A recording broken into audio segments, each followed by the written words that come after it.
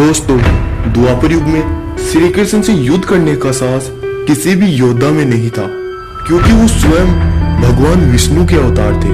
वह अपनी महान शक्तियों से किसी को भी पल भर में खत्म कर सकते हैं। लेकिन एक बार महारथी कर्ण ने श्री कृष्ण की नगरी द्वारका पर ही आक्रमण कर दिया। लेकिन आखिर कर्ण ने ऐसा क्यों किया था और इसके उत्तर में भगवान श्री कृष्ण ने क्या किया, तो आइए जानते हैं। अगर अभी आप चैनल पर नए हैं तो चैनल को सब्सक्राइब कर बेल आइकन को ऑन कर दे। एक बार जब कौरव वन में विहार करने के लिए गए थे, तब गंधर्वों ने उन पर आक्रमण किया था।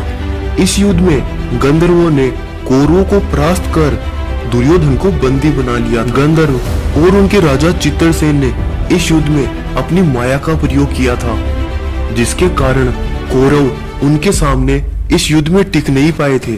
और इस युद्ध में लाखों गंधर्वों ने एक साथ कर्ण पर आक्रमण किया था और कर्ण के धनुष को तोड़ डाला, जिसके कारण कर्ण को इस युद्ध से पीछे हटना पड़ा। गंधर्व युद्ध के समय कर्ण के पास ना तो अपना दिव्य विजय धनुष था, जिसके कारण कर्ण इस युद्ध में अपने दिव्य अस्त्रों का प्रयोग नहीं कर पाए। इसीलिए कर्ण को इस युद्ध में हार का सामना करना पड़ा।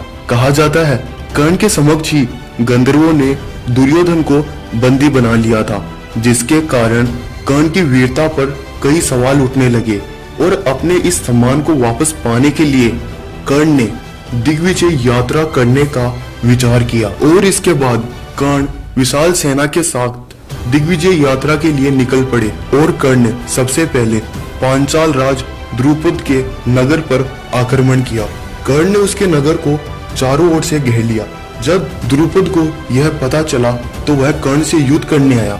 दोनों के मध्य महाभयंकर युद्ध हुआ, किंतु कर्ण ने आखिर में द्रुपद को हरा ही दिया और वह राज्य अब हस्तिनापुर के अधीन हो गया। इसके बाद महाभारत काल में भगदत्त नाम का एक राजा हुआ करता, जो महान वीर और पराक्रमी, जिसकी बाजुओं में महान वीरों के समान बल था। उसके पिता का नाम नरकासुर था, जो भगवान विष्णु का भक्त था और उनसे प्राप्त उसे वैष्णु अस्त्र था।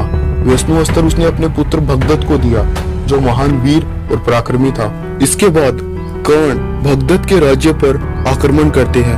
भगदत्त और कर्ण के बीच महाभयानक युद्ध होता है। दोनों महान पराक्रमी थे, किंतु कर्ण के कवच कुंडल के समक्ष भगदत्त का कोई भी अस्त्र नहीं टिक सका और भगदत्त को कर्ण ने हरा दिया और उसका राज्य भी अब हस्तिनापुर के अधीन हो गया। इसके बाद कर्ण मगध और छेदिनरेश से युद्ध कर उसे भी अपने अधीन कर लेते हैं। कर्ण ने संसार के सभी राज्यों को धीरे धीरे कर हस्तिनापुर के अधीन कर दिया।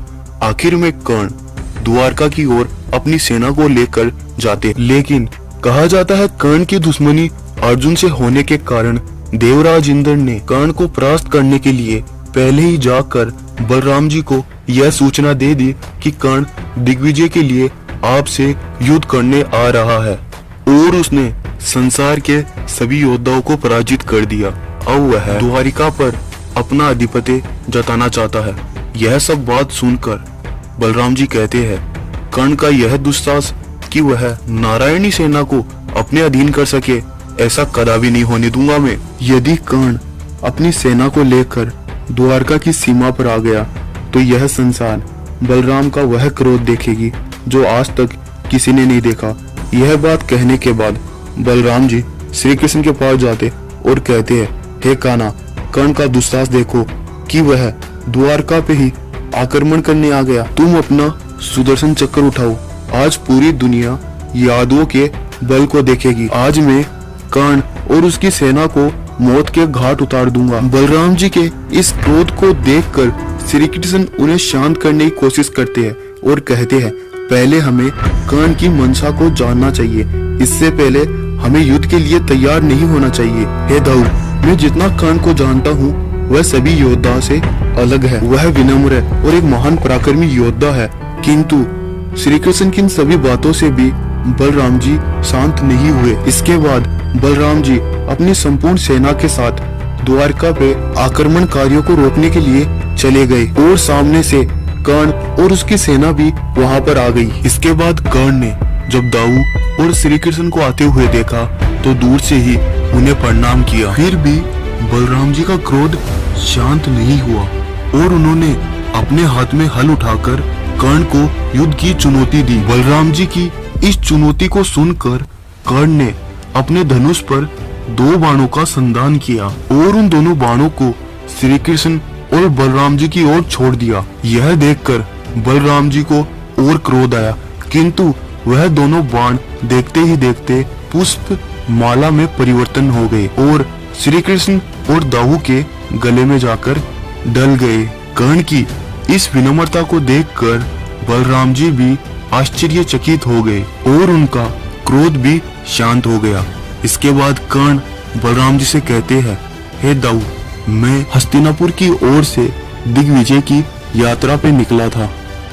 मैंने चारों ओर से युद्ध कर इस संसार को जीत लिया, लेकिन श्री कृष्ण और आपसे युद्ध कर कौन जीत सकता है। इसीलिए मैं द्वारिका को जीतने नहीं बल्कि आपसे संधि करने आया हूँ। बलराम जी, कृपया आप हस्तिनापुर की मित्रता को स्वीकार करें। कर्ण की बातों को सुनकर बलराम जी बहुत ही प्रसन्न हुए और कहा, अद्भुत कर्ण, अद्भुत। तुम्हारे इस विनम्रता को देखकर मैं बहुत ही प्रसन्न हूँ। मैंने योद्धा तो बहुत देखे, लेकिन तुम्हारे जैसा गुण वाला योद्धा कभी नहीं देखा। दोस्तों, आपका इसके बारे में क्या राय है, कमेंट जरूर करें।